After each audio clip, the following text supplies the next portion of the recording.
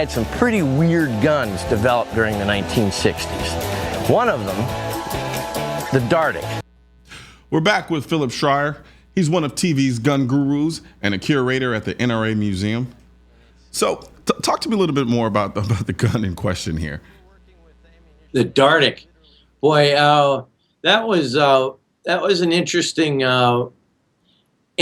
experiment in synthetics. Mm-hmm. You know, you had the post-World War II era, you know, expanding as that the neighbor said to Dustin Hoffman's character in The Graduate, plastics, my friend. And so they were making casings out of plastics and polymers. Really? And it was kind of supposed to be like a little self-contained plastic round that, because it was triangular shaped, could fit inside a magazine. And I got to tell you, it didn't work worth a dang. When I just never saw the point to it. It was, as is not often, but every once in a while, in gun related world, you come up with an answer to a question nobody ever asked. Yep, I absolutely agree. Innovation, just for the sake of being innovative, is always the best thing. Yeah, it's like putting a chainsaw blade on the fore end of an AR-15. You know, I mean, makes for good movies, though. Yeah. So do you ever are you ever concerned whenever you're shooting some of these more, like some of the guns that are from like antiquity? Do you ever get concerned about, you know, the state of the guns? Like, are they safe to shoot? Does that ever cross your mind? Every once in a while, you know, because sometimes sometimes the lead time isn't a great deal. So we're like setting up and, you know, we're always very safe. We've obviously looked at all the guns and made sure, but there's always that outside chance, you know, that we overlooked or we missed something. And if I'm at all hesitant, you'll see me shooting with my left hand instead of my right. Smart man. Yeah. I'm like, yeah, okay, this one holds a pen better than the other. So, but no, we've been very fortunate and we're very safe. We've never had any problems. We've had guns that won't go off for us, like the Dardic wouldn't go off. It wouldn't go off. There were guns that we were a little bit, interested in seeing how they did go off, and the gyrojet was one of those, the rocket-propelled round, and that was interesting. That left a fine coating of blast on my hand. Really? You know, literally blast back on my hand. So we'll see if my hand rots off from some kind of radioactive engine fuel thing in 20 years. No, I'm kidding. It's but it was interesting. Usually, you know, you always wash your hands when you're done shooting, but I had never really had backblast. Yeah. Covered my entire hand up to my cuffs. Wow, was that much? Yeah. Wow. So how do you come across the guns that you guys shoot and encounter? Is there a system to it? Do people just kind of submit requests for you to talk or review their guns, or how does that work? Yeah, the great staff here at the NRA's media services, they'll pick a city wherever we're having our annual meeting, like Atlanta. Yeah. And so they'll do a blanket email in the Atlanta area to members, and they'll say, hey, NRA Gun Gurus is coming to the convention center on the Thursday before the shoot, and send us your submissions, to of pictures of you, your gun, and what's special about the gun, and we'll take a look at them. Mm-hmm. And usually, I think we try to do I think Jim and I both try and run about 30 of these, Gotcha. 60 total, and it's a great thing. They get an appointment as to what time to show up, mm-hmm. On Thursday, anytime from noon to like 9 o'clock at night. And they bring in some fantastic pieces.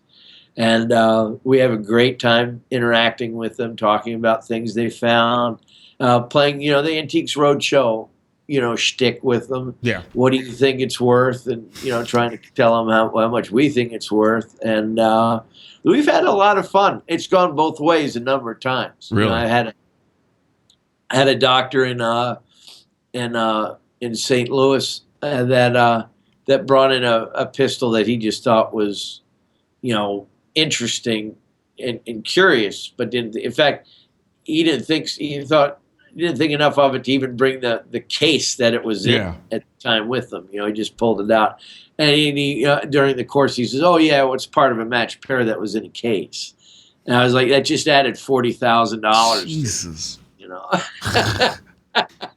And the gun he thought was worth, had been literally in a closet. I said, yeah, with some decent restoration work, it's probably an $80,000 pair of pistols.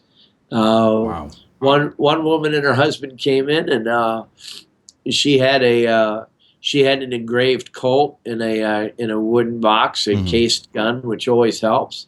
And I'm sure she thought it was a $125,000 gun. And I told her it was worth about $1,200, and she was getting a little bit belligerent. So I decided I no longer was obligated to be nice about it. So I might have brought out the claws a little bit when I trashed it. But by the time we were done, it was the Hindenburg at Lakehurst, and she was pretty upset. So what usually drives the value of a firearm? How much does the historical context play a part into driving how much a particular firearm is worth? And is that the only measure to determine value when you start there are a talking number about of measures, and I guess the biggest one is condition. Okay. And to me, it's always been a little bit of a conundrum. A gun that looks brand new, 90% of the value is in the last 2% of its condition. Okay. So if you get from 98 to 100%, that's where 90% of the value is. You could have a gun that is worth $1,000 in 100% condition, and in 80%, it's only worth $200. Gotcha. That kind of thing. Okay. A good friend of mine, I used to call him my Uncle Val Forget, the founder of Navy Arms Company in Sarko. He used to say, "Buy the gun, don't buy the story." Really? Buy the gun, don't buy the story. There are more stories out there than there are historic guns. If you and I could, get a satellite in space to look down on the country tonight, everybody that has a Jesse James gun raised their hand. We wouldn't have enough room to put them all in a boxcar. Same with Hermann Goering rifles from World War II. There are just way more of those than there were ever, hairs on the old man's head. And yet everybody's got one. They got a great, ironclad story that went with it. My great-grandfather brought it back, and they're all fake. They're all fake. I'll tell you what. Whenever I do have kids, I promise you I'm going to tell them the most lying, self-aggrandizing story about where those guns came from as I possibly can. And that story's going to get passed down for generations and generations, and then they're going to find out, oh, he was just a YouTube guy. Yeah, just make sure you put the serial number with it. Okay. Serial number's got to go with the story. Fair enough. We have a great gun. My boss, Jim, my co-host on the show, Jim Sapika, the director of the museum, he's got a gun that I think I like more than he does for its historical value. It's a Smith & Wesson. It's a .44, and it was claimed to have been one of Jesse James's guns. Yeah. And there is a handwritten note about this big square with a rubber stamp header on it, the Kearney Farm, or the James Farm, Kearney, Kansas, or Missouri. And it's signed by Zerelda Samuels, Jesse James's mom. Mm-hmm. And it says, "This Smith & Wesson, serial number 1908, was my son Jesse's gun and was in 44. It says size 44, like it was a shoe." And she sold it to a guy for $39 back in 1901. And, it may or may not have been Jesse James's gun, but we know his mom made income selling guns that she said were Jesse's, that she'd buy at a pawn shop or at the hardware store downtown. She'd buy them for $2.50 and sell them for $40. And that's how she supplemented her income. I mean, after all, the Pinkertons had blown off, one of her arms during one of the raids. And, she made money. She'd charge a nickel for you to come visit Jesse's grave and take a stone off his grave. If you wanted to take a stone off Jesse's grave, she charged you a nickel. But she paid a guy $0.25 in the morning to go down to the creek and fill up a bucket full of rocks and bring them back up to the grave every morning. They were brand new rocks.